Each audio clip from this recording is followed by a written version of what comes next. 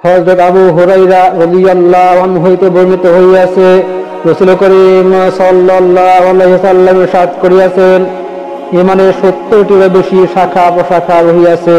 তার মধ্যে সর্বাপেক্ষা উত্তম ও উন্নত শাখা হইতেছে লা ইলাহা ইল্লাল্লাহ বিশ্বাস করা, অর্থাৎ আল্লাহর একত্ব বিশ্বাসের সাক্ষ্য দান করা। আর তার মধ্যে সর্বাপেক্ষা নিম্নতম ও দূরবর্তী শাখা হইতেছে পথিমধ্য হইতে কষ্টদায়ক জিনিসসমূহ দূর করিয়া দেওয়া। হায়া বা লজ্জা ঈমানেরই একটি গুরুত্বপূর্ণ শাখা বিশেষ। বুখারী, মুসলিম।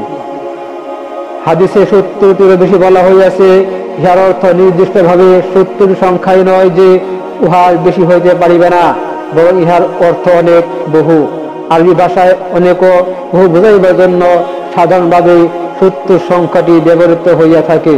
আলোচ্য হাদিসে 70টির বেশি বলা হইয়াছে আর অধিক আর বিপুল সংখ্যা বোঝাইবার উদ্দেশ্যে, অর্থাৎ ঈমানের বহু, অনেক ও বিপুল শাখা প্রশাখা হইয়াছে।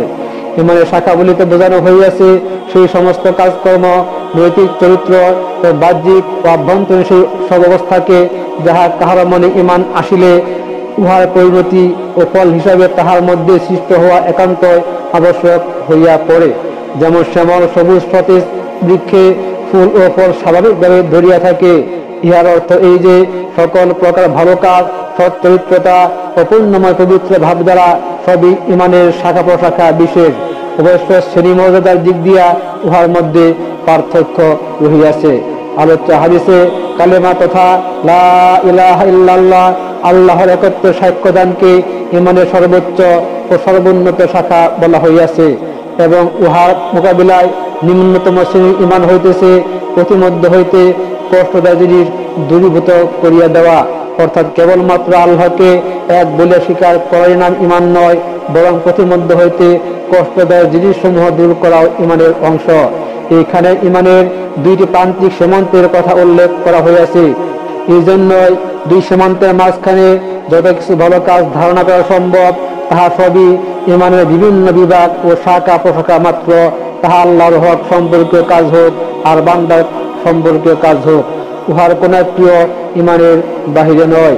আর উহার সংখ্যা যে বহু ও বিপুল হইবে তাহা তার সন্দেহ কি। হাদিসের শেষাংশে হায়া বা লজ্জা সম্পর্কে বিশেষভাবে বলা হইয়াছে, উহা ঈমানের একটি বিশেষ ও গুরুত্বপূর্ণ বিভাগ। লজ্জাকে এতদূর গুরুত্ব দানের একটি কারণ এই হইতে পারে যে নবী করিম সাল্লাল্লাহু আলাইহি ওয়াসাল্লাম যখন এই হাদিসটি ইরশাদ করিতেছিলেন তখন কাহারও নির্লজ্জতা কিংবা লজ্জার অভাব পরিলক্ষিত হইয়াছিল, এবং রাসূল সাল্লাল্লাহু আলাইহি ওয়াসাল্লাম তাহাকে সেই সম্পর্কে হুঁশিয়ার করিতে চাহিয়াছিলেন, কিংবা মূলত ঈমানের সহিত লজ্জার যে গভীর সম্পর্ক রহিয়াছে রাসূল এখানে সেই তত্ত্বের দিকে ইঙ্গিত করিয়াছেন। বস্তুত মানব চরিত্রে লজ্জার স্থান সর্বাধিক উন্নত। আর লজ্জার এমনই গুণ যা মানুষকে আল্লাহর নাফরমানি হইতে এবং অসংখ্য প্রকার পাপ ও খারাপি হইতে বিরত রাখিতে পারে। এই জন্য ঈমান ও লজ্জার মধ্যে অতীব গভীর ও নিকট সম্পর্ক বিদ্যমান। এই কথা মনে রাখা দরকার যে কেবল নিজেদের সমশ্রেণী লোকদের কাছে লজ্জা করা ঈমানের দাবি নয়, ও সবচেয়ে বেশি লজ্জাবোধ করা উচিত আমাদের সৃষ্টিকর্তা পালনকর্তা আল্লাহ তাআলার প্রতি। সাধারণভাবে কেবল বড়দের সম্মুখে কিছুটা বেয়াদবি ও নির্লজ্জতা দেখালেই লোকেরা তাহাকে বেহায়া বা নির্লজ্জ বলিয়া অভিহিত করে, কিন্তু প্রকৃতপক্ষে বড় নির্লজ্জ বেহা হইতেছে সেই ব্যক্তি যে তাহার আল্লাহর সম্মুখে লজ্জা পালন করে না এবং আল্লাহ সবকিছু দেখেন এই কথা বিশ্বাস করিয়াও গোপনে প্রকাশ্যে সর্বতভাবে সেই আল্লাহরই নাফরমানি হইতে বিরত থাকে না।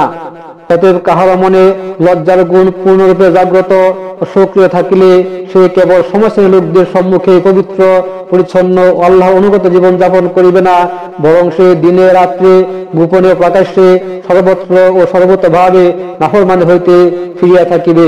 কেননা আল্লাহর প্রতি লজ্জাবোধ করার ইহাই স্বাভাবিক প্রতিক্রিয়া।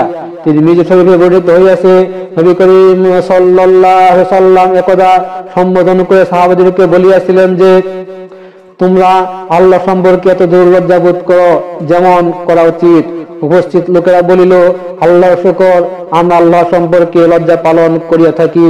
তিনি বলিলেন, এই রূপে নয়, আল্লাহ সম্পর্কে লজ্জা করার নিয়ম হলো এই যে মস্তক ও মস্তকের মধ্যে যত চিন্তাধারা ও মতবাদ রহিয়াছে সে সব কিছুর পূর্ণ নিয়ন্ত্রণ রক্ষণাবেক্ষণ করিতে হইবে। পেট ও পেটের মধ্যে যাহা কিছু আছে, উহাতে যাহা কিছু প্রবেশ করে তাহার পূর্ণ নিয়ন্ত্রণ ও রক্ষণাবেক্ষণ করিতে হইবে। অর্থাৎ সকল প্রকার খারাপ চিন্তা ও মতবাদ হইতে মস্তিষ্ককে এবং হারাম ও নাজায়েজ খাদ্য হইতে পেটকে রক্ষা করিতে হইবে। এবং মৃত্যুর পর কবরে তোমাদের যে অবস্থা হইবে তাহা স্মরণ করো। বস্তুত যে ব্যক্তি এইসব কাজ সঠিকভাবে করিতে পারিল, মনে করিও সে আল্লাহ সম্পর্কে লজ্জা ও পূর্ণ হক আদায় করিতে পারিল। তিরমিজি। এই হাদিস হইতে একদিকে যেমন লজ্জার সহিত ইমানের সম্পর্ক বোঝা গেল, তেমনি বোঝা যায় ইমানের ব্যাপক বিস্তৃতির কথা, লজ্জার প্রকৃত তাৎপর্য।